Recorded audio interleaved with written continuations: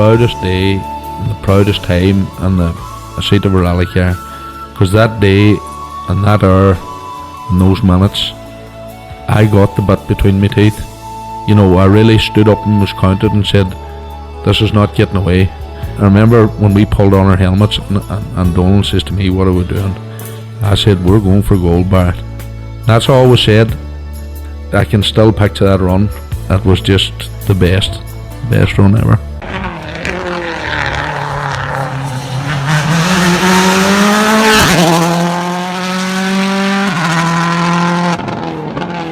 Welcome along to Krunching Gears, the rally podcast. The 2025 season continues at the frantic pace, and this week we're going to look back at the Lakeland Stages rally and the Clare Stages as well too. So yeah, another busy episode. We're going to catch up with Patrick and Stephen O'Brien, who won the Lakeland overall, and then in the two-wheel drive then we'll catch up with Sam Stewart and Paddy McToal. That's first and second in the two-wheel drive there too. So, and then from Clare we have the winner and national champion Eddie Doherty, and then probably, like, don't know whether shock was the right word, but one of the revelations of the Clare Stages was Brian Brady taking the two-wheel drive and the Class 13 Civic. What a fantastic drive there. So we'll catch up with those guys a wee bit later.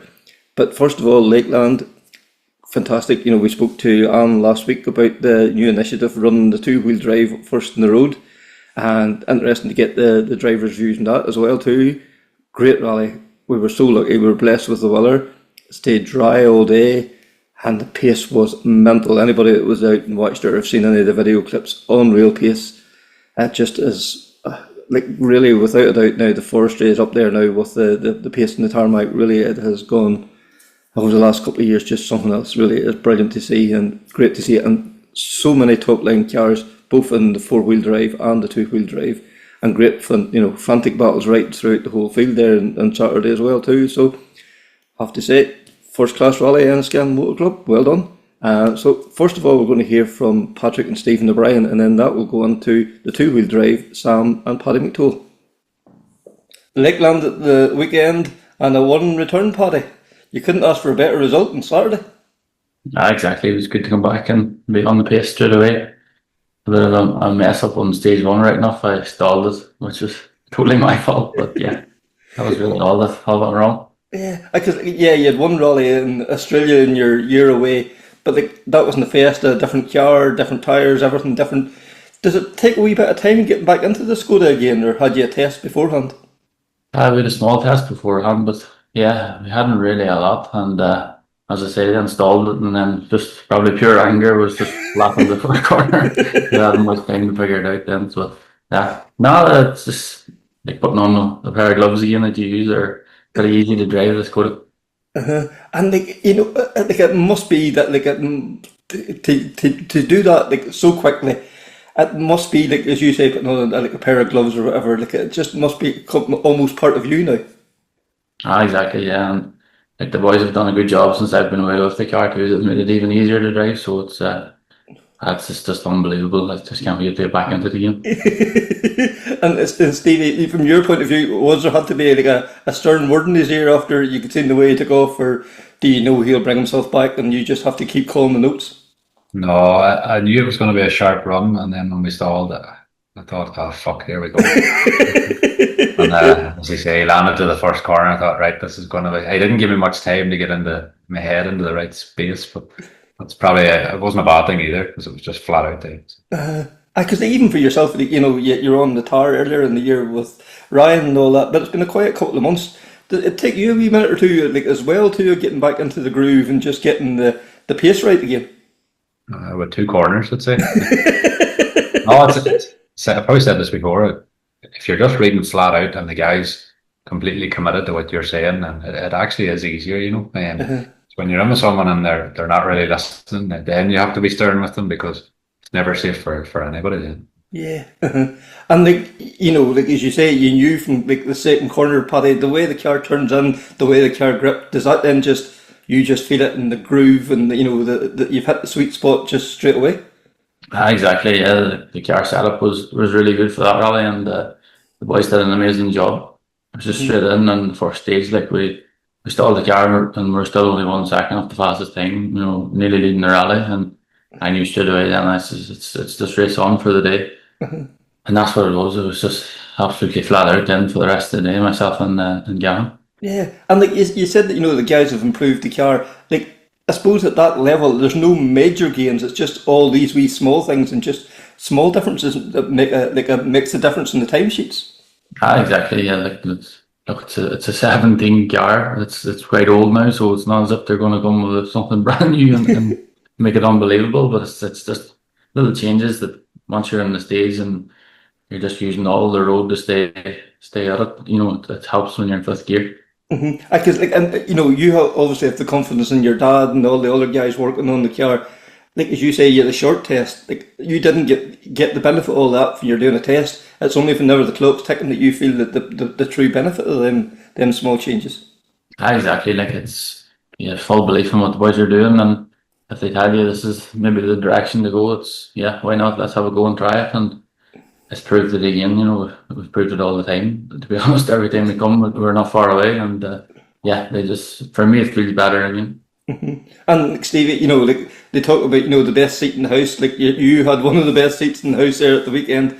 It must be an absolute pleasure just sitting watching that all going by. Yes, you're providing a pivotal role in all that's happening, but to see it like a master at his craft.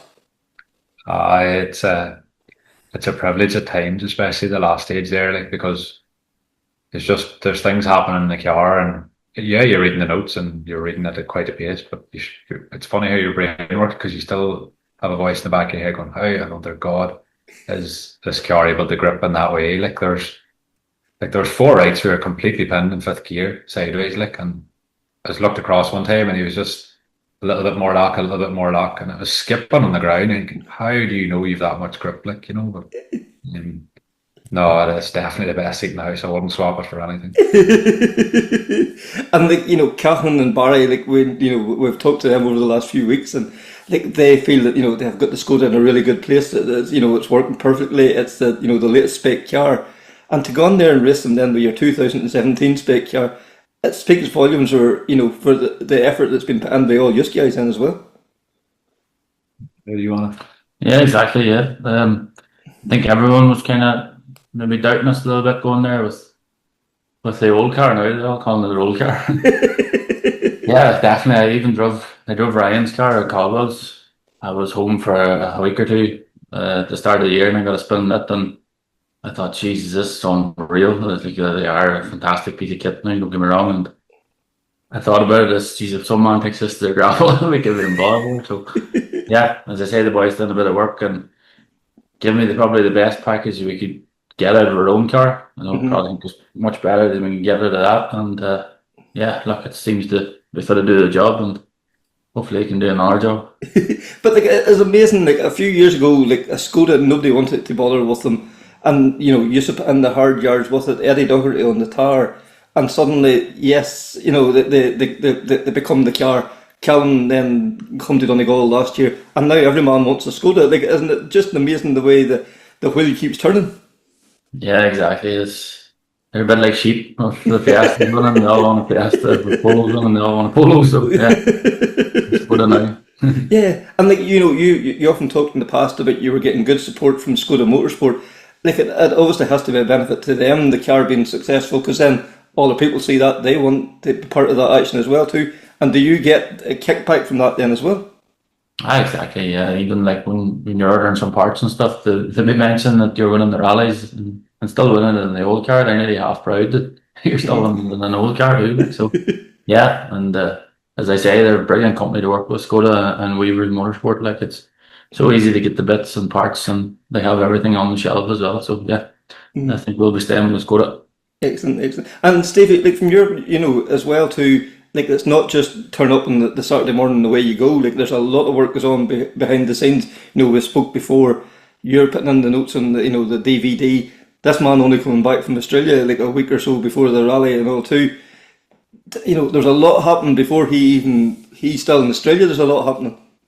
Yeah, even going back to what he said about the boys having a package together, that started probably last year after the rally. You do your debrief, what was right, what was wrong, and then as it comes round to closer to this time of the year, okay, what can we do to rectify that? And you're thinking about it and making some changes and discussing it. And yeah, you only get a small test, but if you've done your homework, and we've been around probably a long time now, we sort of know the lay of the land with rally cars. You can put a good package together then, and when he lands, and it's nice for Dad too, especially as well, because when Paddy gets into the car, takes a quick run and comes back and says, yeah, that's better. And then of course it's always, but what if we do this?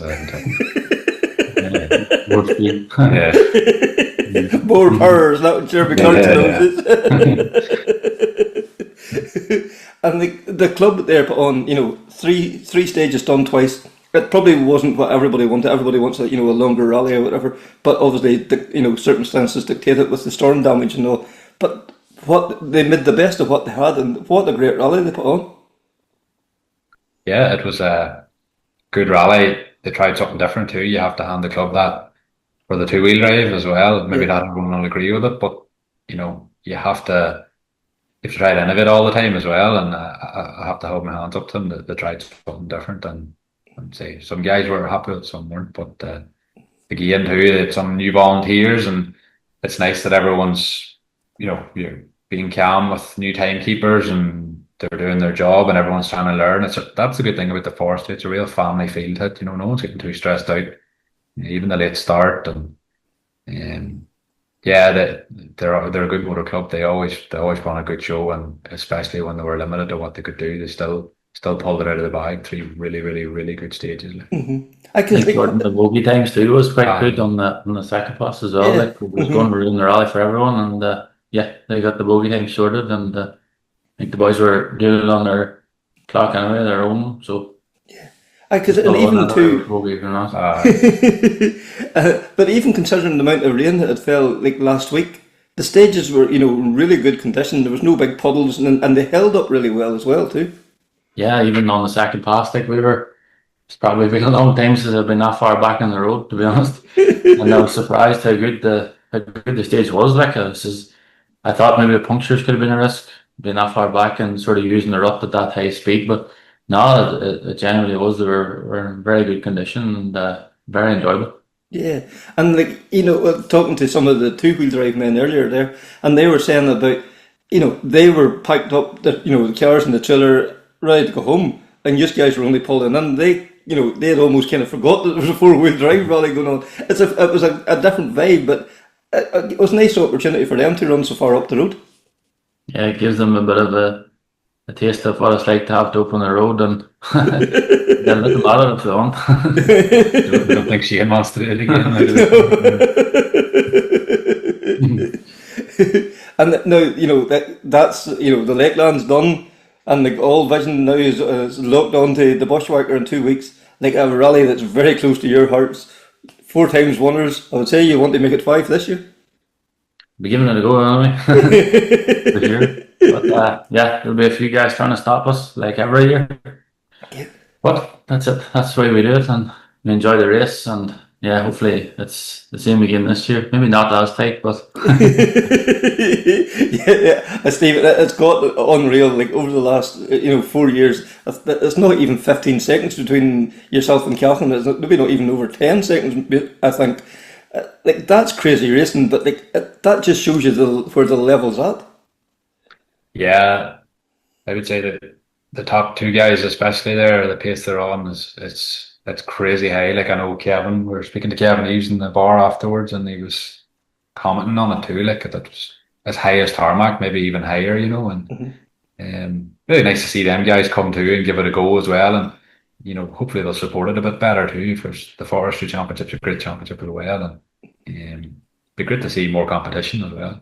Yeah, because I, as you say, Kevin Eves and David Kelly both stepped out from the tar onto the gravel, and both acquitted themselves really well at the weekend, didn't they?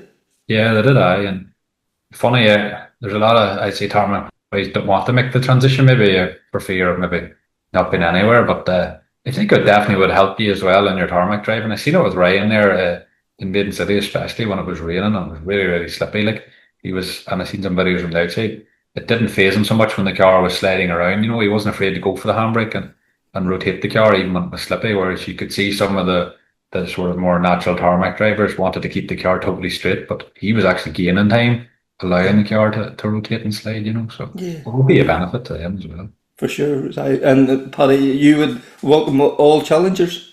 Yep, the more the merrier. Yeah, it's enjoyable listening to everybody, yeah. Yeah, and we have to mention 50 years as a bushwhacker this year. There's a night on, a celebration night on this Thursday night. It's a huge part of your own story as well, but the whole family too. Your dad, a previous winner.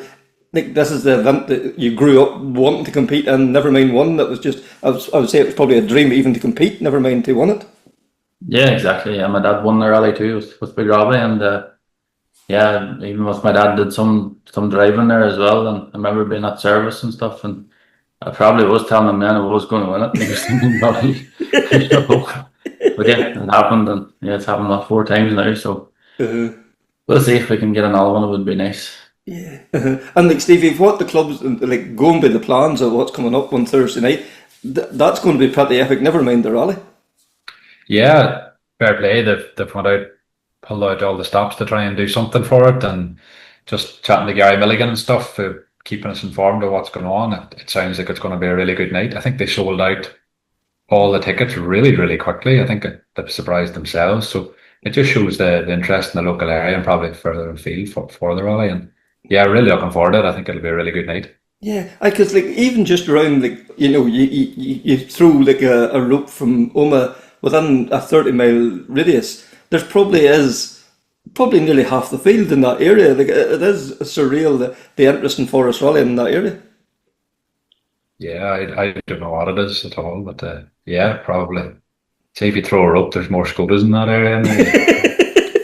I need to get on to Katrina and Skoda so he can get a better discount for the seasons.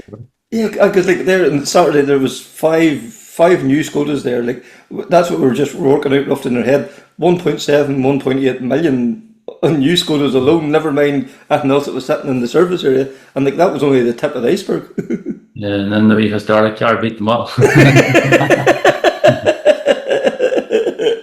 You're not going to let them forget it. No.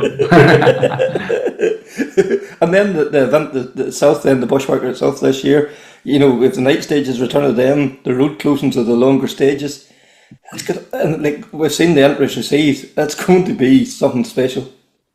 Yeah, the night stages make it very interesting. It's an opportunity for things to go well, but there's also an opportunity for things to go wrong in the night. But yeah, it's really enjoyable driving in the dark, and yeah, and through the forest is pretty cool atmosphere when you're coming out over the big crests and you see all the lights and maybe hear the air horns.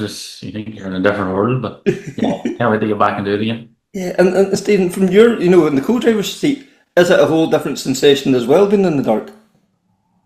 No, it's not too bad, to be honest. It's pretty similar. I think you're just more aware of the people that are there, especially when Patrick talks about coming over Robbie's Crest, and you can see the lights and hear the horns and stuff, and it's a really cool feeling. You get a really good adrenaline buzz from it then, apart from that, it's pretty similar, to be honest. Yeah, and then, as well too, the clubs do another new initiative is, having a regroup in Castlederg too, of Oma's, the mecca for rallying, Forest Rally, and Castlederg has to be the second home for rallying too, because that's another one of those, a small town but with a huge interest in the sport around that area too. So that's a nice wee initiative by the club as well. Yeah, exactly. I think that I was actually speaking to one of the guys in the motor club, and they were trying to get it until Oma itself, but I don't know what happened. Maybe someone in Oma didn't want it there, which was a bit stupid. He asked me because it's going to take so much revenue into Oma and so many people into the town. It's not that busy on a Friday night. No, it's not that busy. But getting it to Castlederg is going to be great as well, and also a sponsor of the rally, I think McKelvey's. It's going to be outside them, so it'll be great to bring it back to where they're based. That's for sure, yeah. Because Stephen, that's probably some, we talk about it in tarmac rally and beds and hotels and all that. But having it the Friday night into Saturday, there's going to be people staying, there's going to be people eating out, there's going to be people going having a few drinks. That's bringing in, and that between them 2 days, there could be over £1 million coming into the Oma area from rally traffic. Yeah, and Oma could do with that money, to be honest with you. Yeah. it's a no-brainer to me. I don't understand it, but sure, it's politics is at the end of the day. But like you've visitors coming from further afield as well, and you want to show them it's if you want to put it, the capital city of the county, Tyrone. Like, and you want to host the biggest rally event probably in the north, in foresty terms anyway. So I think it's probably a missed trick there. But Castledurg will do a good job, and as Patrick says, it's probably very fitting that McKelvey's, who have put so much into the rally in the last few years as well, they sponsor for as long as I can remember, that it's return the favour, and it's outside their premises, and they get to the benefit of maybe the revenue as well, because I'm sure there'll be plenty of guys having a couple of beers on Friday night. There's plenty of pubs in Castledurg. Yeah, and like you talked about people travelling. This looking at the empty list, like the length and breadth of Ireland, the UK, they're travelling to come here. A few years ago, our guys having to travel over, to compete in England, these epic forests. Suddenly they're travelling here because we've got the epic forests now. Yeah, exactly. Like Oma can host such a good rally, and I think between myself and Gahan and a few of the other boys, I think it's kind of made it, along with Gillian being there at the end of the stages, it's really made a rally out of it now. It's tens of seconds you're racing for, and so much excitement and buzz about it, and like even at the start of the year they're talking about it now. It's actually madness, and yeah, I think it's going to be a fantastic rally this year, and as you say, boys coming from England and everything, so yeah, it'll be great. Yeah, every other rally was just mileage. Just getting a bit like Donegal. It's a Donegal of gravel. It is, yeah. It's the one they all want to win, and yeah, hopefully I get it even. One of the highlights from Saturday was the two-wheel drive battle. And Sam, you've been knocking at the door, and you finally got the one. I would say it was a huge relief and a huge joy to get the one on Saturday. It was a long time coming, but definitely was worth the wait too. Like, it was good to get it. Like, yeah, and like what a lineup of modified stuff that was there on Saturday. It was probably one of the best two-wheel drive entries there's been all year. That even makes it better. It definitely was worth the wait for the lineup of stuff. No, I was serious. Now, couldn't imagine there was such a good lineup. Like, And like Paddy, for you, that's your comeback now. That's been a while since you've been behind the wheel. Like, hard to get back into it, or was it you fit to get the rust knocked off fairly quick? I first couple of corners, I suppose it was just kind of back to normal. 10 months since we were out, we had the change with a different engine and stuff. But I said take corner on the way out, take the first stage to bed in, feel the car. We never actually got driving it before at all. Just to go scoot up the road. That was the height of it. But I suppose 3 or 4 corners on the first stage, the car felt good and everything felt good. But then I kind of spent the whole day paying for that because it was just kind of messy the whole day. But I was good. I was good crack. Like, we had a ball. Connor clipped my wings a few times, time to tidy it up. But no, it was good, really good. It makes it so much better as well to be running with that group of lads. Everybody that's interested in what the other boys was doing, and one group there. I'm sure there was 10 boys there that any one of them would have been quite capable of winning that there. And Shane had very nobly positioned himself at number 1 whenever he was involved in the seeding of it.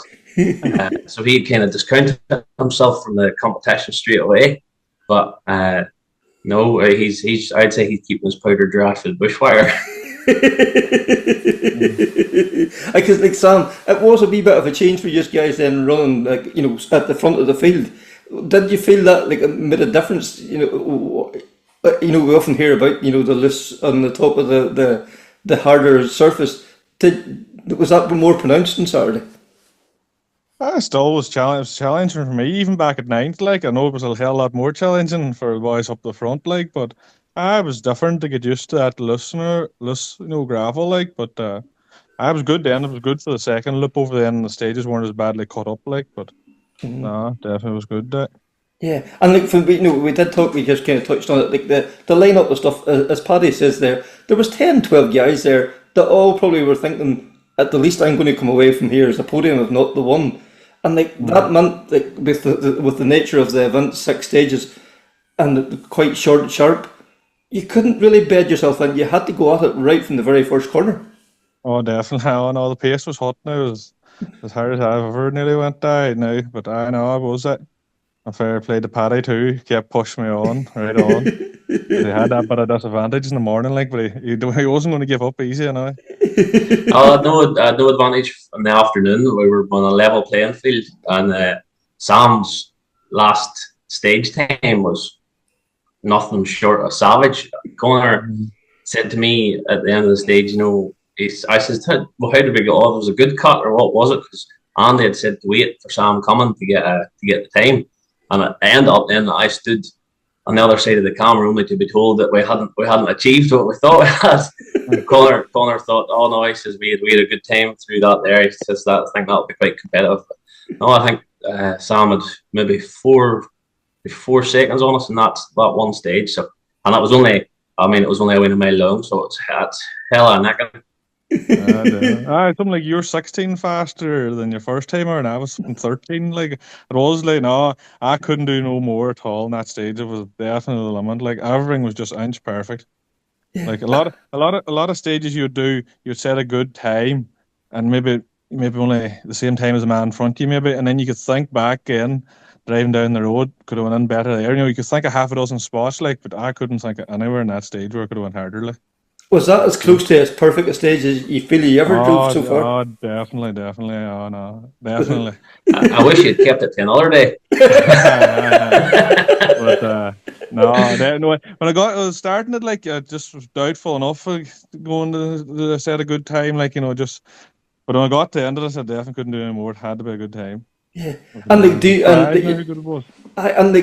you like you said you feel nerves, like once the goes zero and the flag drops, do you put all them nerves away and it just once the car starts to bite, it starts to flow nicely then? Aye, just nail the first corner right and you'll be grand then. You know what I mean? Sounds very simple, Paddy. Very similar to my approach.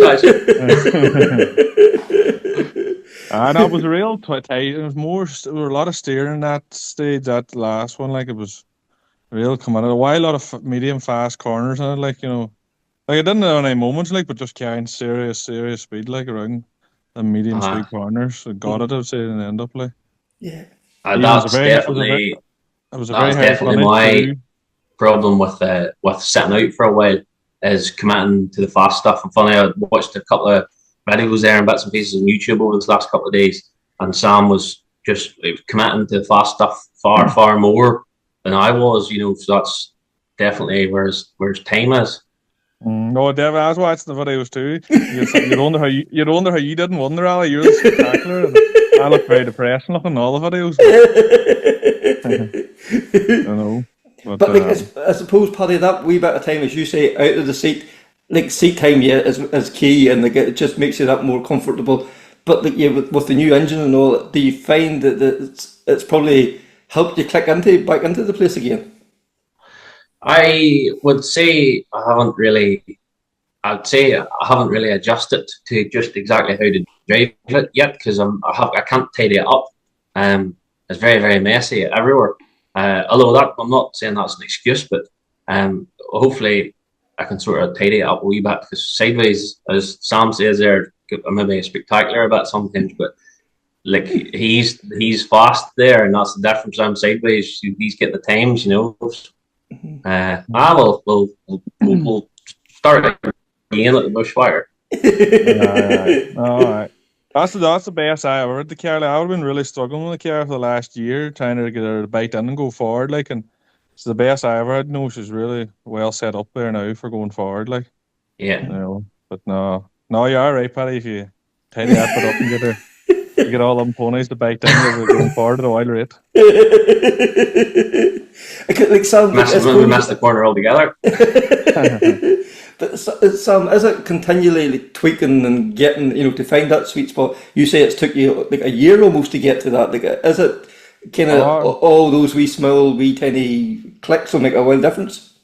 I wouldn't really notice in the 1600 car when I started the first 2 years in 1600, and I've been very happy with the car. But when I went up that new 2-litre engine, I do a lot of spinning, just not going forward, like, and I did try different suspensions and tried a lot of different things and to get it right, like. And then I did, and end up seemed to be nice, seems to be good day. Yeah, because like the amount of men that you have, like knowledgeable men you have around you in your corner too, like that obviously has to be a big help. You know, you have like you come from Raleigh and Dynasty all around that part of the world. Right. You have a lot of good men there to try and keep you right as well. All right. And then I was trying plenty of things, and then you think it's in your own head, and you think you don't know the right engine, you think you need a BDA, and then you think you need a 2.5. The wee 2 litres grand now after Saturday there, happy enough now. What just got it. It's all about. I think you're alright what you have.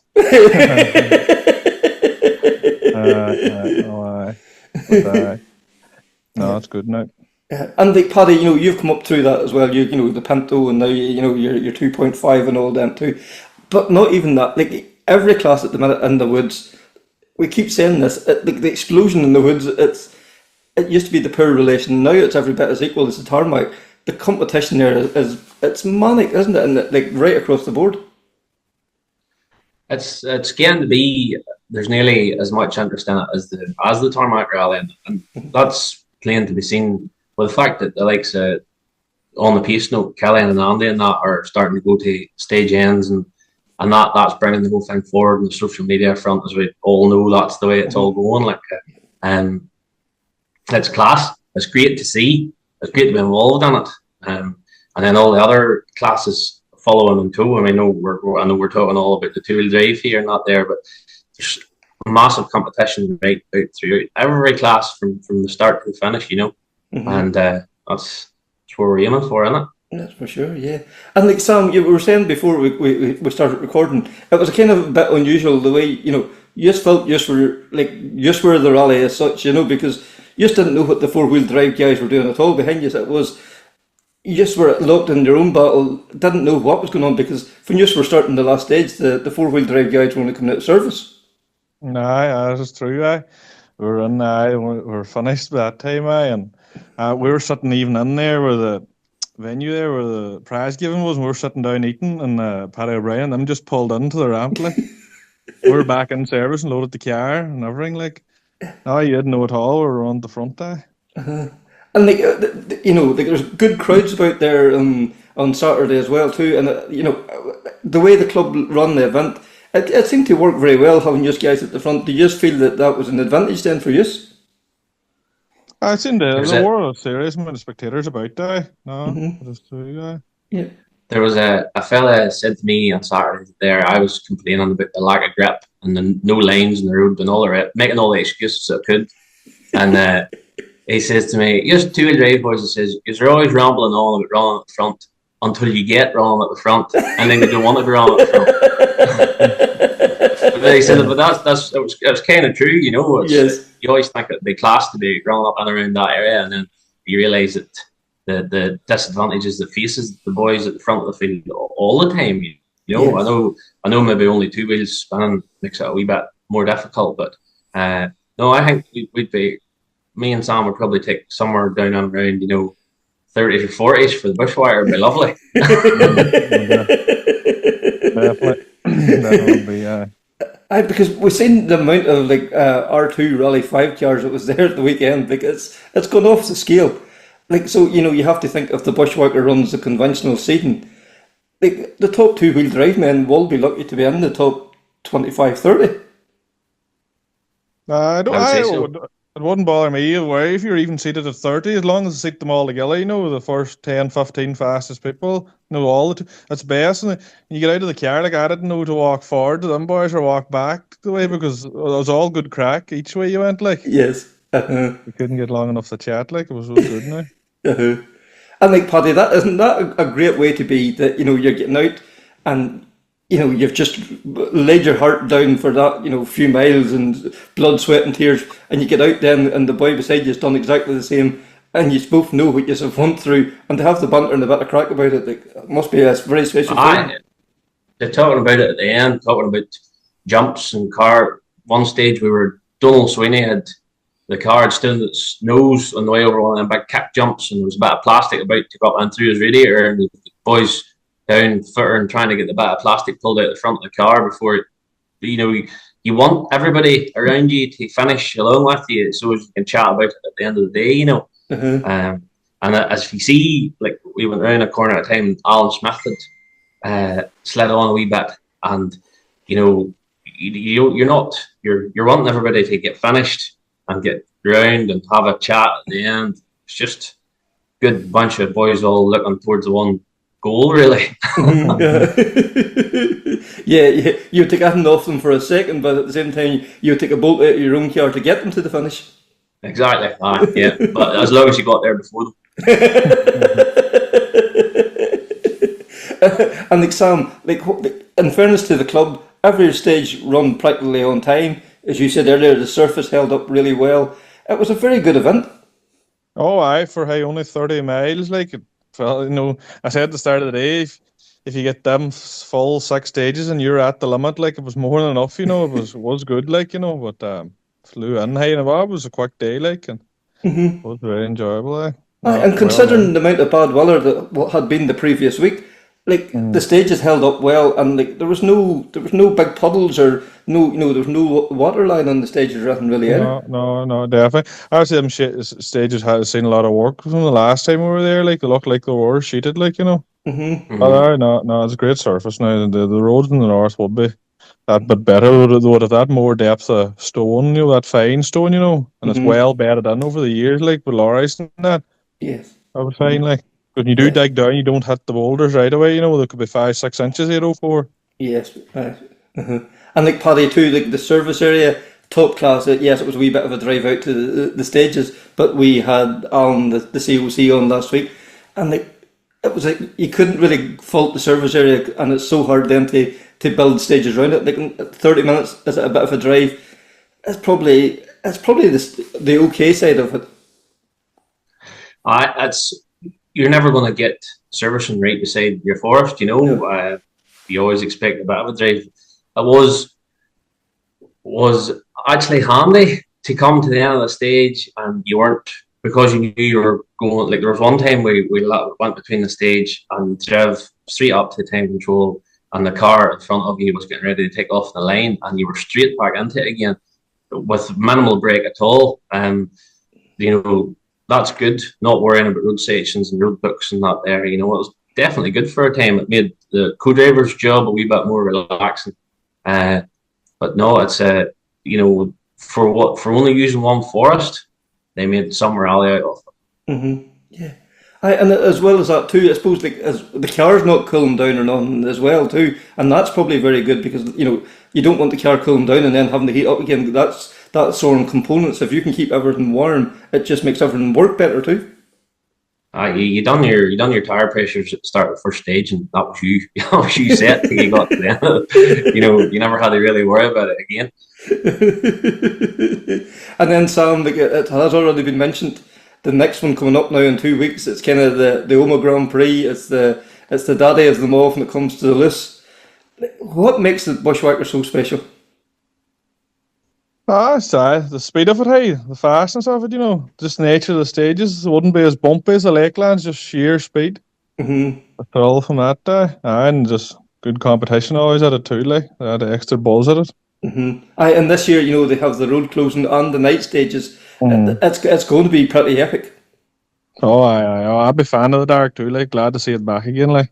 So it should be good, Yeah. And I suppose same question to you. What makes it the Bushwhacker so special? I done it the last time. Was it 2 years ago? Whenever they had the night stages on the Friday night, and the buzz around it, standing out before the stage in the middle of the forest, and pitch dark, smell of petrol around you. You can hear the cars taking off off the line, and the lights going up through the forest in front of you. It just adds that extra wee bit of adrenaline and buzz before you get into the car. You're not. All the testosterone's there before you even let your clutch out. Yeah, because I was up at the top hairpin in Loch Braden, and the amount of people, as you say, in pitch dark that kept just coming in. I would say there must have been 200 or 300 people up there, and before a car ever appeared. I don't know. I've never been to Monte Carlo, but that's my vision. The chatter and everything, and then you start hearing cars coming through the forest. it puts the hairs up in the back of your neck even thinking about it. Yeah, and the stages too, as Sam says there, that the stages generally are a wee bit wider down there, faster, less kind of hairy jumps. There was a few ones on Saturday there at the Lakelands that were whenever we went through them, the first pass, they were marked up for the second pass because the first time was a bit dodgy. Not so much that in the bushwhacker. So I suppose you're fit to commit and push on is a wee bit with a wee bit less doubt. So they're great stages. Yeah, for sure. Yeah, and like Sam, the bushwhackers coming up now. The Northern Ireland, they've set up their own wee gravel championship and all. So you've one round done. The bushwhacker will count for 2, and then it's into the dog leap and the 5 mile town. Nice wee championship and very compact time frame. Oh, it is, oh, it has come on leaps and bounds that wee championship, definitely has, definitely good rounds and everything, and the coverage and everything is at ITV4, son. Because I was interviewed there on the Saturday evening. It was strange holding the mic and looking at the camera when I asked questions. Never held a mic before. But, good. Yeah, like Paddy, isn't it great for the promotion of our sport? We often say, we're forgotten about.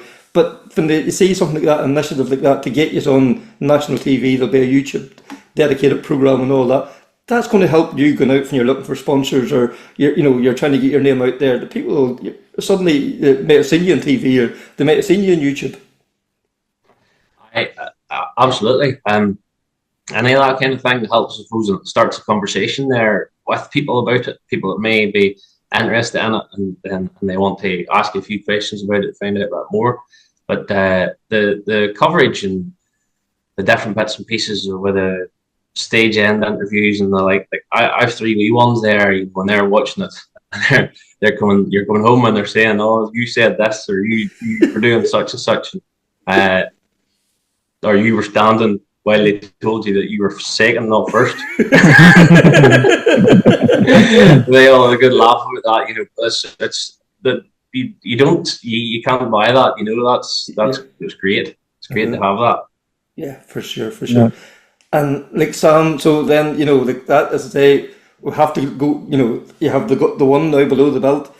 Does that put an extra pressure on you getting in now to the bushwhacker? Is it just clear the clocks again and start again? Just not. But hey, it was great for Paddy to push me on that bit more. Like, hey, you could say I found extra gear in myself to push me, to take me to that next level. I took that, But no, it's a great confidence to go to the bushwhacker. It's less than 2 weeks away now, so you'll be still match fit, and that'll be good. So thanks there to Paddy and Stevie there, and what can we say? The bushwhacker coming up now, and less just over a week really at this stage, and that's going to be another crazy battle there, no doubt about it. And the night stages, and lots of things there to look forward to now. So Clare then finally, the penultimate round of the Triton National Championship, and we have a new champion, Eddie Doherty and Tom Murphy. Eddie just has come on leaps and bounds this year. And as we discussed now, there's been a lot of effort and by both sides of the car and in the prep as well too. Great to see it all coming together. Always good to see new blood coming through. We always say that, new winners. Great to see now. In fairness, Clare maybe didn't have the quantity of entries, but they still had a top quality entry. Nice to see the Boyle father and son getting the 2 places in the podium as well too. Lakeland still just keeping ahead of Michael, and then as well, then Matthew is nipping at the heels. He'll not be too far away until he's looking for that podium finish now as well too. So, and then Brian Brady in the 2-wheel drive. A couple of class 14 guys there. Unfortunately, a couple of wee issues in that.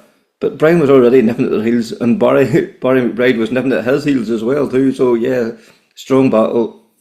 When was the last time a front wheel drive won the 2-wheel drive? When was the last time a Mark 1 Escort was on the podium as well too? So lots of interesting tidbits coming out there from the Clare Stages as well too.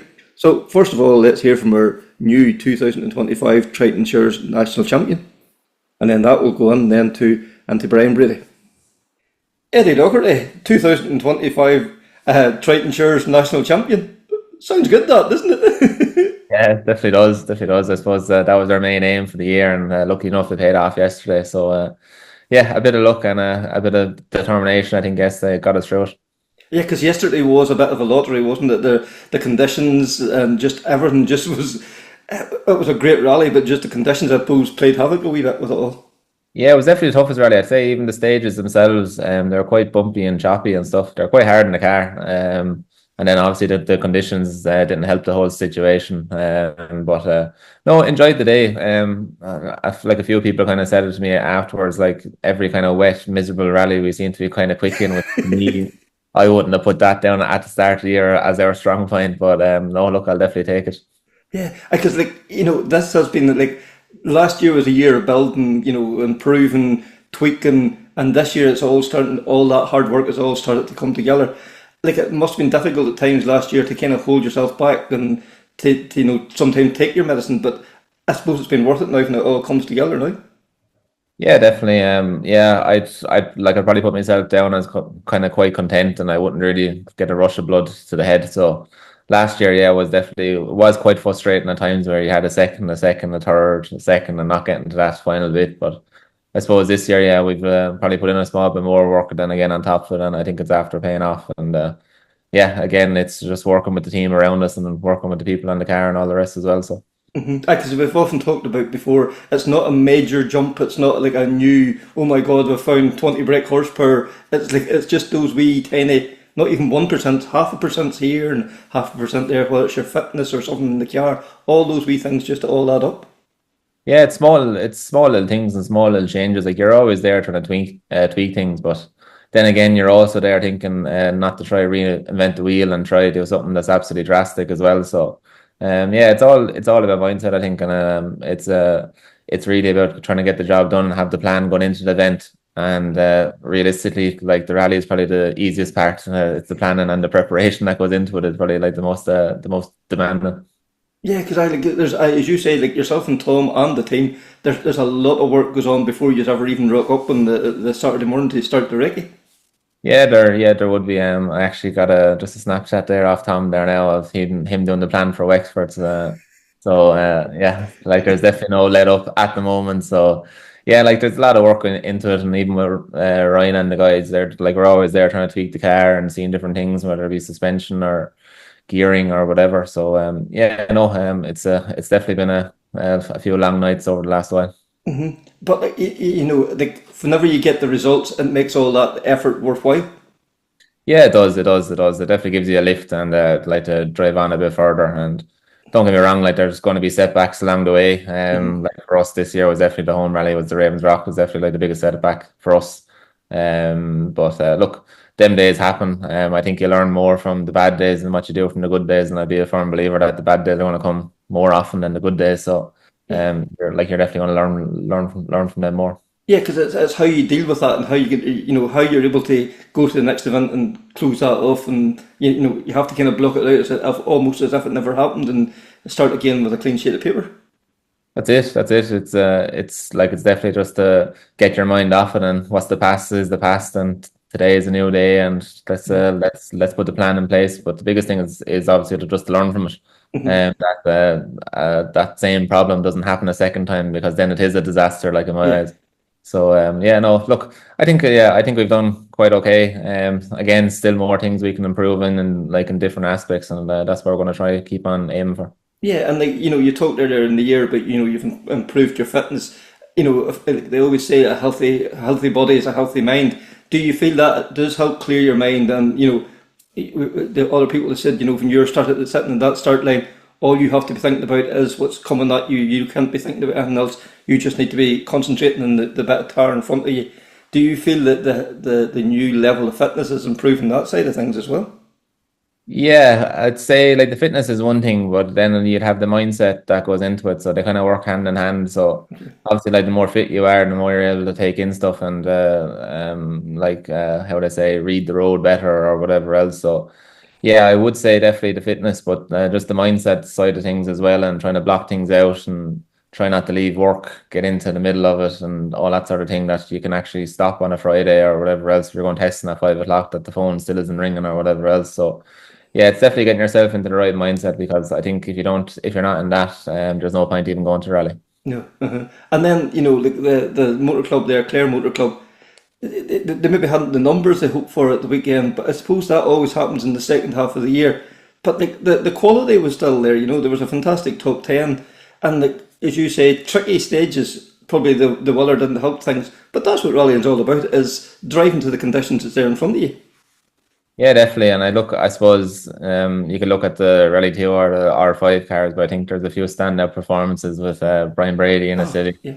A few other guys there as well that are inside the top 10. So in fairness to them guys, it was definitely not I certainly wouldn't like to be in a Civic on them bumpy roads. I'd say so. Like, in fairness to Brian, would definitely go off for him.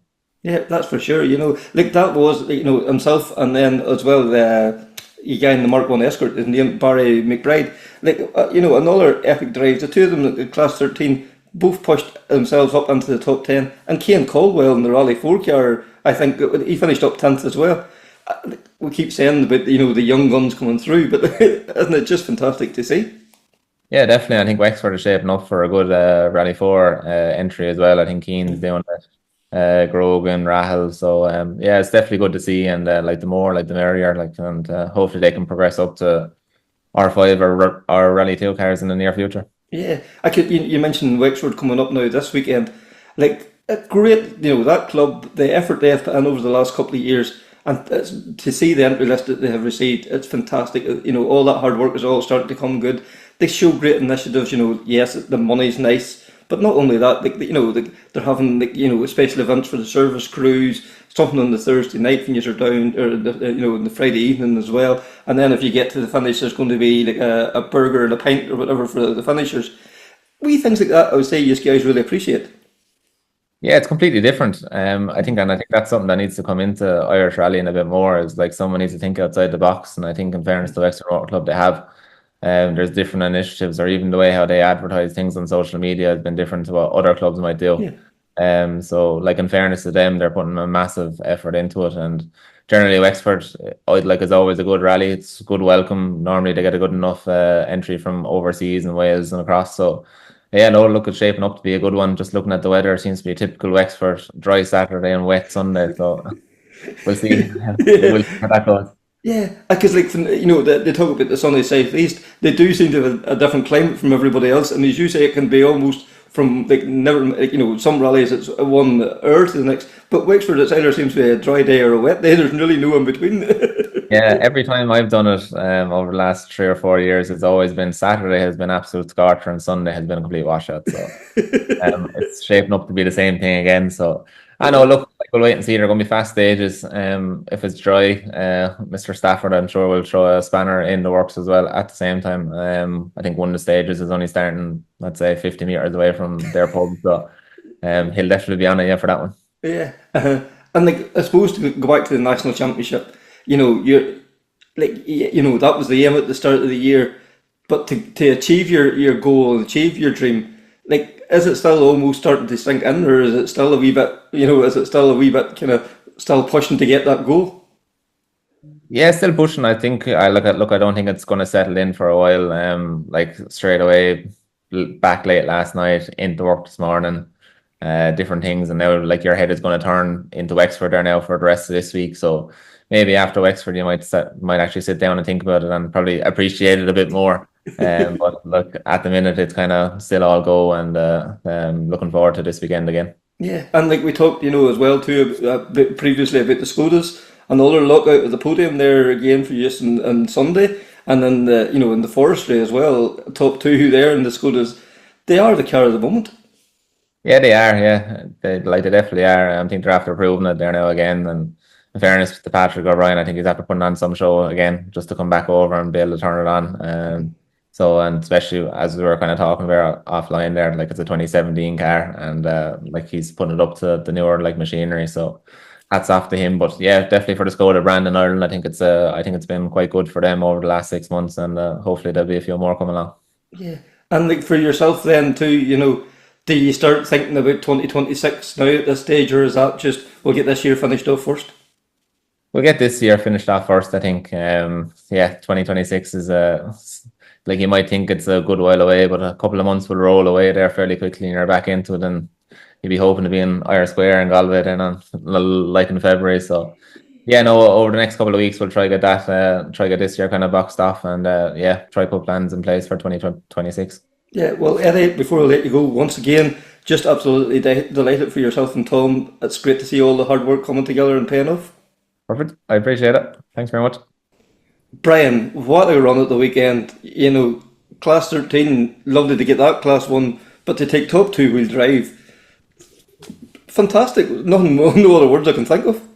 Yeah, thanks, Kevin. We had a great day. We had Castle Rally on 3 weeks ago, and we had a good run on it. And the aim was to go down and keep our nose clean if we could. Obviously, there wasn't a hectic modified category in it, so Chris Armstrong was probably the favourite to win the modified, and we were giving him a good run in Oldcastle. So he says that if we could go at him on the first stage and see what happens, and he think he'd 4 out of us, but we had a big moment on stage 3 then, and to be honest, we were flat in 6th gear near enough, and we hit 2 banks and busted the wheel in the back of the car and drove the rest of the stage. So I thought that was, game over for the whole rally. Never mind to get to the end, and then get to the end of the stage, and we only dropped about 30 seconds with the puncture, so we weren't too bad. But Christopher had a bit of bother then on stage 5. I think he had a half shaft issue, and it just left the whole modified battle open again. So happy out. Yeah, and as you say, Oldcastle a few weeks ago, yes, it's your local rally, but you still have to drive the roads, and the quality of the field there to go and race and put in the times you were putting in, and to finish coming away with a top 10 finish there had to be beyond your wildest dreams. No, it's great. It's great, I suppose, for the local rally to be able to finish a rally. That's the biggest thing, and go out and enjoy the night after with all the lads and have the crack. And we were lucky that 2 years ago it came to the town, because I never had a rally in the local town up until that, and we had a great run that year as well, and then again this year, and the championship was going well this year as well, so we're going okay at the minute. Obviously Class 13 is a competitive class at the minute. Like Barry McLaughlin in his Mark 1 Escort, it's a recognised car now at this stage. He's a great driver, and he's been pushing us all year. And then we had Ben McIntyre come into it, I think in Cavan, as his local rally. And I think you can see Ben being a modified winner in Donegal even again. Yeah. Himself and Aaron could be battling someday. Yes. But if Ben ever goes Class 14, he'll be a top man as well. And then we had Stephen Foughton as well. Unfortunately, Stephen didn't come to Clare this weekend with the passing of his father and that. So we're because Class 14 is probably maybe just fallen off slightly. But Class 13 has probably benefited from that too, because that has become very strong now as past year or so. Yeah. Well, Class 13 was always a strong class, and I suppose it's probably overshadowed a wee bit. Yeah, the wet weather, then that's where a Class 13 car can kind of optimise the Class 14's cars, because they're just not able to get the power down as much. So, well, I suppose when you see the likes of Eddie Doherty, for instance, he was in his Mark 2 as well, and he's gone R5. Gary Kiernan's gone R5, so I suppose you have lost a few Class 14 lads over the last year, 2 years. So and do you know, obviously you're going to virtue of the front wheel drive.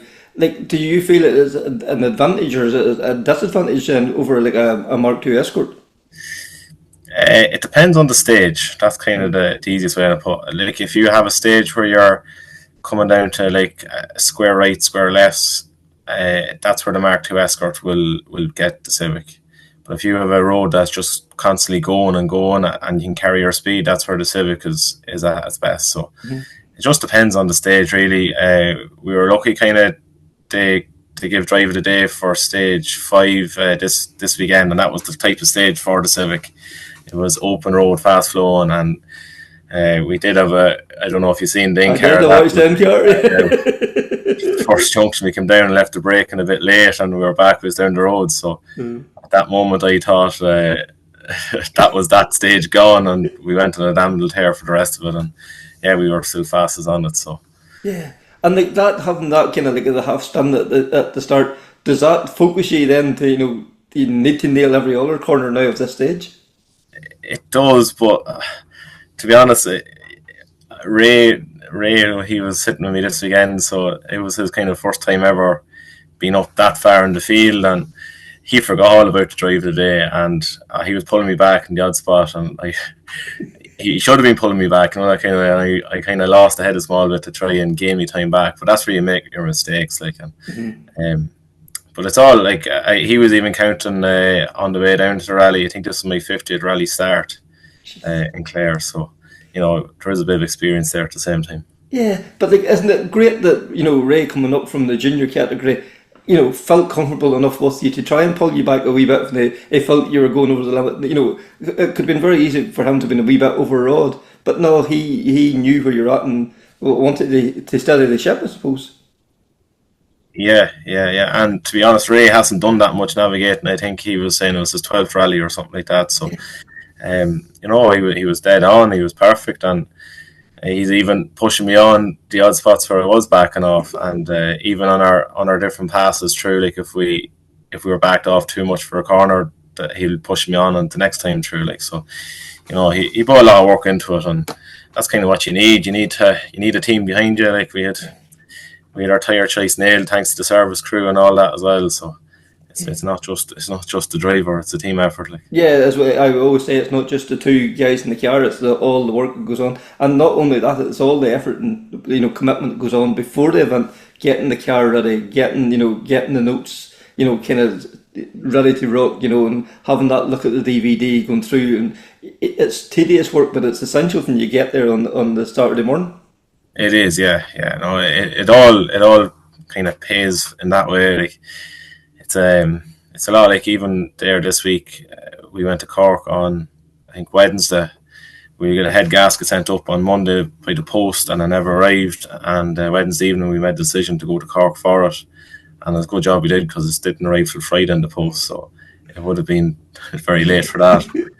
But it's all when you're at the top level there, like every bit helps. Yeah, and you were saying before we come on and record it, this year now, this was your first event now, making your own notes as well too, and is that something that you felt has helped as well too? That's something you'll continue on with?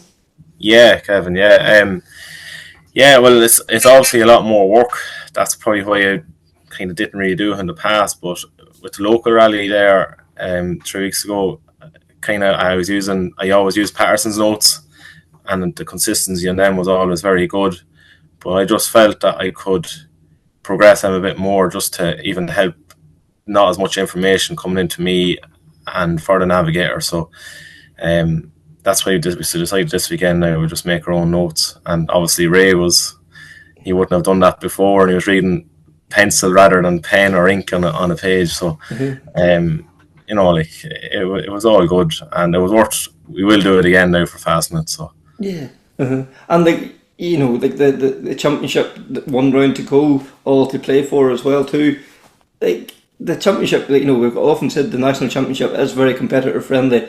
You can go down on the Saturday morning, do your rally, and up the road on Sunday and all too. It kind of suits where you're at work wise and all at the moment. 100%, yeah. Like we said at the start of the year, because I haven't really done that much rallying in the past few years. I've just done maybe one or two a year. But I said at the start of the year, I do the border, and we won the border in Newcastle, and kind of said that if the border was going okay and I run into the national, I'd continue on with the national, and that's why we went to Clare. And if Clare didn't go well, I wouldn't go to Fastnet, but Clare went well now, so we're going to Fastnet. We have to finish at the same time down at Fastnet for scores, because on drop rounds we didn't do a Circuit of Kerry or Ravens Rock, so there are 2 drop scores straight away, so we have to finish in Fastnet. Yes, I kind of touched in the back foot, but I'm sure it will not stop the commitment either at the same time. Yeah, well the commitment won't have to be as much at the same time, because I don't think we don't have to win But at the same time, sure, it's like you need a lot of luck with all these things too, like reliability with cars and stuff. Touch wood, now my car has been reliable all this year, but like with modified cars, that's the hardest thing is reliability. Sure, Yeah. You seen even Christopher there, like it was just a half shaft I think that went on him, like, and that's just Pure bad luck, isn't it? modified racing, and that's it. Like, You can put all the prep and all the effort, and sometimes it's as simple as wee component that can let you down. yeah. And Brian, I suppose before we let you go, I suppose the one thing that makes all this happen is the names on the side of the car. It's not possible without them. Yeah, no, obviously it's every little helps, and it's very hard to go out and ask people, but we're lucky enough around this area, like a lot of people have a lot of interest, and I have a good few mates there.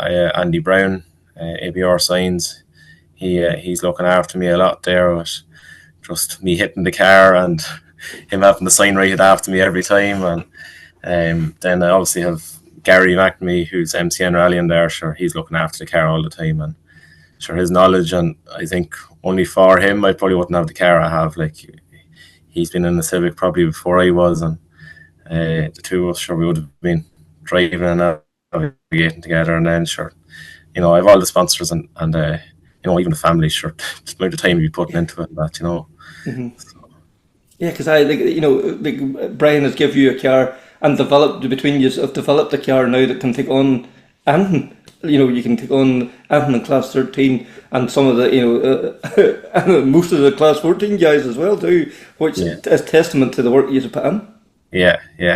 No, yeah, like it'd be great to see another few Hondas maybe go class 13. Like, I think in the past they were unreliable for a lot of people, but like my car has been fairly reliable and not breaking much. Like, that's kind of where you're putting power into a front wheel drive car. It's dry shafts and gearboxes, but it seems to stick all that. I know maybe I'm not driving them hard enough. I don't think you should go much harder. So thanks to them two guys there as well. And once again, that is the 2025 Krunching Gears, the Rally Podcast. Please like, share, rate, subscribe. As we keep saying, all those things make a huge difference. So until the next time, take care, speak soon, and bye.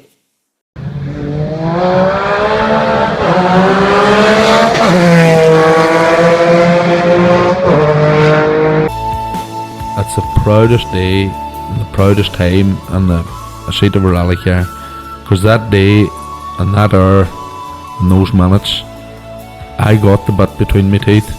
I really stood up and was counted and said, this is not getting away. I remember when we pulled on our helmets and Donald says to me, what are we doing? I said, we're going for gold, Barrett. That's all was said. I can still picture that run. That was just the best run ever.